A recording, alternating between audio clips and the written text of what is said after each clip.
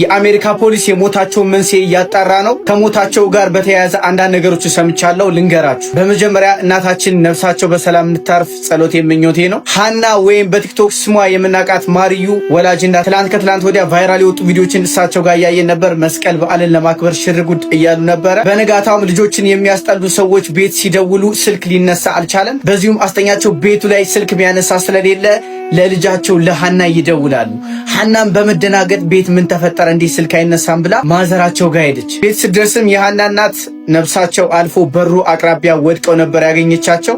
ስታስቡት ራሱ ለአእምሮ በጣም የሚያስደነግጥ ነው አይደል? በሰላም እንገናኝ ቻው ብላችሁት የሄዳችሁት ሰው ሞቶ ስታገኙት ያለውን መንፈስ እናንተ አስቡት። በጣም በብዙዎችም ልብ እናታችን ገብተው ነበር፣ ምክንያቱም ሰሞኑን ቫይራል ወጥተው ስለነበር። እንግዲህ ከሞታቸውም ጋር በተያያዘ ፖሊስ ትልቅ ምርመራ እያደረገ ነው፣ በምን ምክንያት እንደሞቱ። እንግዲህ በኢትዮጵያውያን ባህል መሰረት ሀዘናቸውን ኢትዮጵያውያን እንዲካፈሉ ከዛሬ አርብ ጀምሮ እስከ እሁድ ኦገስት 23 ድረስ በዲሲና አካባቢ የምትገኙ ሀዘን መድረስ ትችላላችሁ። በማክሰኞ ኦገስት 25ም በዲሲ ቅድስት ካቴድራል የጸሎትና የሽኝት ፕሮግራም ይካሄዳል። እዛም ላይ መገኘት ትችላላችሁ። ለእህታችን ለሃና እንዲሁም ለመላው ቤተሰቦቿ፣ ለወዳጅ ዘመዶቿ፣ ለመላው ኢትዮጵያውያን መጽናናትን እመኛለሁ።